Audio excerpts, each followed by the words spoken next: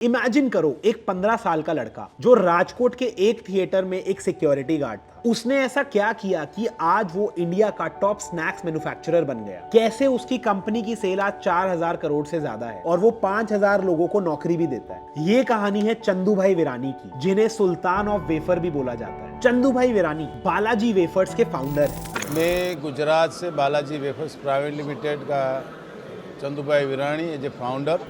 चंदू भाई की कहानी स्टार्ट होती है 1974 में गुजरात के जामनगर में। गांव में सूखा पड़ने के कारण चंदू भाई के फादर ने अपनी लैंड बेच के चंदू भाई एंड उनके दो भाइयों को 20,000 रुपए दिए और राजकोट भेजा अपने बिजनेस को सेटअप करने के लिए। इन 20,000 रुपयों की इन्वेस्टमेंट के साथ चंदू भाई एंड उनके दो भाइयों ने राजकोट में एग्रीकल्चरल प्रोडक्ट्स एंड मशीनरी का काम स्टार्ट किया। बट 2 साल के अंदर ही उनके बिजनेस में हैवी लॉसेस हो गए और उनको अपना बिजनेस बंद करना पड़ा। मेरे फादर ने बहुत मेहनत करके वो सारी पूंजी हमको दिया था कि बच्चे कोई बिजनेस करे, तो राजकोट आए और कृषि के लिए फर्टिलाइजर लिया था। हम कोई इतने एक्सपीरियंस नहीं थे तो हमारा बहुत बड़ा घाटा हो गया। चंदू भाई और उनकी फैमिली की फाइनेंशियल हालत इतनी बुरी थी कि वो अपना रेंट भी टाइम पे नहीं भर पाते थे और उनकी फैमिली को बहुत बार उनका लैंडलॉर्ड धमकाता था कि उनको घर से निकाल दिया जाएगा। समय तब बदलता है जब चंदू भाई को राजकोट के एस्टर सिनेमा में एक सिक्योरिटी गार्ड की नौकरी मिलती है और 90 रुपीज पर महीना।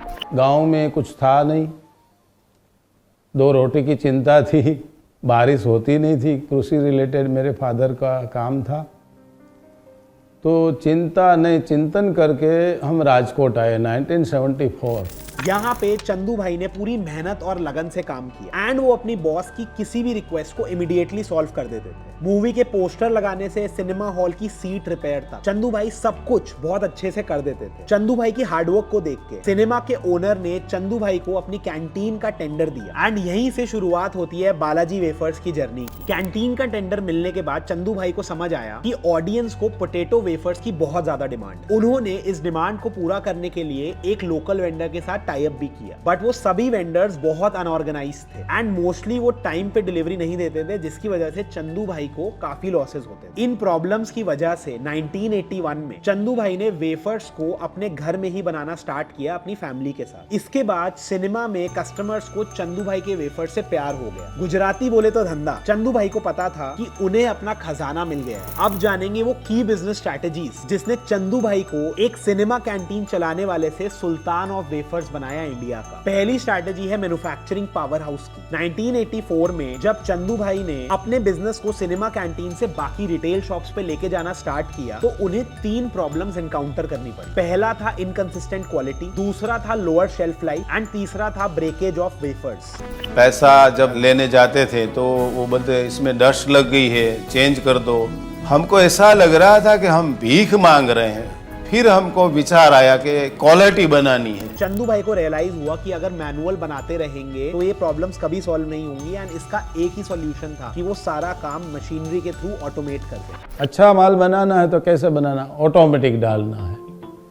पूरी समझ नहीं थी, बस ऑटोमेटिक डालना है। मशीनरी एक बार महंगी पड़ेगी, लेकिन वो मशीनरी समझो 24 घंटे में कभी रुकेगी नहीं। हमारा मेन मकसद है यही है कि एक बार महंगी चीज़ लेनी चाहिए कि वो महंगी चीज़ों की वजह से आज 4 लोगों की चेन टूटती नहीं है। अगर चेन टूटती है कंज्यूमर की तब एक विश्वास हमारे ऊपर से उठ जाता है। 1989 में चंदू भाई अपना प्लांट सेटअप करने गए तो मशीनरी बहुत ज्यादा महंगी थी और उनके पास वो पैसा नहीं। इसीलिए 5000 रुपए के लोन के साथ उन्होंने उस मशीन को स्टडी किया और फिर बाहर से उसके पार्ट्स खरीद के उसको सेल्फ असेंबल करके एक semi automatic wafer producing plant लगाया। पहले 6 महीने तो उनका प्लांट चला ही नहीं, लेकिन चंदू भाई इन 6 महीनों में एक फुल फ्लेजेड इंजीनियर जरूर बन गए। टेक्नोलॉजी में भी मुसीबत आई तो 6 महीना प्लांट नहीं चला तो हमने टेक्नोलॉजी के बारे में बहुत प्रैक्टिकल एक्सपीरियंस किया। तो समझो ये 6 महीने में तो हम इंजीनियर बन गए, ऐसा हो गया प्रैक्टिकल। आज बालाजी वेफर्स की पैन इंडिया 4 मेगा फैक्ट्रीज हैं जो फुली ऑटोमेटेड है। पहले 2 प्लांट 2002 में राजकोट में सेटअप हुए थे जो उस टाइम पे इंडिया के बिगेस्ट स्नैक्स प्लांट थे। तीसरा प्लांट 2008 में वलसाड में लगाया था जो उस टाइम एशिया का सबसे बड़ा स्नैक्स मैन्युफैक्चरिंग प्लांट था। सिमिलरली 4th प्लांट इंदौर में लगाया गया 2015 में। The new line will help increase the company's overall production capacity to 200,000 kilos of wafers per day, with daily production capacity of nearly 6 million packets of potato wafers a day. they could produce enough packets in a year. When put back to back, they would go around the earth more than 8 times.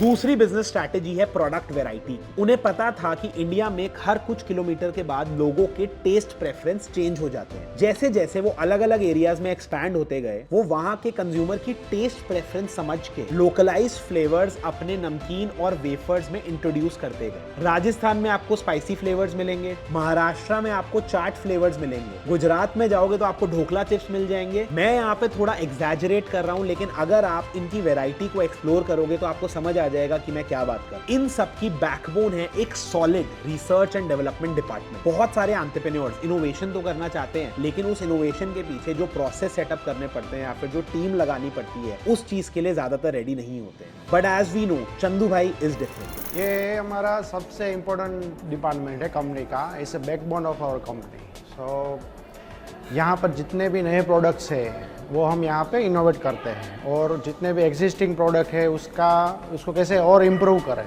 वो सब काम ये department की जिम्मेदारी है। तीसरी business strategy है value for money की। आप और मैं दोनों ही चिप्स के पैकेट को खोल के उसमें चिप्स से ज्यादा हवा देख के परेशान। इस कॉन्सेप्ट को श्रिंकफ्लेशन भी कहते हैं, जहां पे प्रोडक्ट का प्राइस कभी चेंज नहीं होता, लेकिन उस प्रोडक्ट की क्वांटिटी या क्वालिटी विद टाइम गिरती रहती है। इसका बहुत बड़ा एग्जांपल है पार्ले जी। सालों से पार्ले जी 5 रुपए का ही मिल रहा है, बट उसकी क्वांटिटी ड्रास्टिकली कम हो गई है over the year. Balaji wafers का आज मार्केट शेयर अप्रोक्सीमेटली 11% है, वर्सेस पेप्सी जो लेज मैन्युफैक्चर करती है उसका मार्केट शेयर इनसे डबल है एट अराउंड 22%। पेप्सी की स्नैक्स डिवीजन इंडिया में मार्केट लीडर भी है, जहां पे लेस के 10 रुपए के पैक में 25 ग्राम चिप्स होते हैं, वहीं पे बालाजी वेफर्स के 10 रुपए के पैक में 45 ग्राम्स ऑफ चिप्स अवेलेबल होता है, विच इज अप्रोक्सीमेटली 2x। जहां पे बालाजी का cost of raw material her packet में अराउंड 75% होता है, वहीं पे बाकी कंपनियों का वो परसेंटेज लेस देन 50% है। हमारा ये एक अंदर का सूत्र है कि एक छोटे से छोटा बच्चा है, उसकी मम्मी की मनी पॉकेट में से उसको एफर्ट होना चाहिए। यही है कि क्वालिटी देने के बाद उतना सस्ता देना है। इस वैल्यू स्ट्रैटेजी के थ्रू अगर एक बार कोई भी कस्टमर बालाजी वेफर्स खा ले तो फिर बार बार वो बालाजी वेफर्स खाने के लिए वापस आता है। बालाजी वेफर ने मैसिव एड कैंपेन्स भी रन करे ओवर टाइम, ताकि वो एक अवेयरनेस फैला पाए कि उनके पैकेट में हवा से ज्यादा चिप्स होते हैं।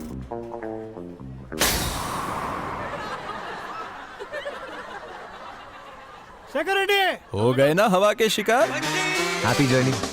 इसलिए खाइए बालाजी वेफर्स, जिसमें है कम हवा, वेफर्स ज्यादा एंड फ्लेवर्स वाह वाह।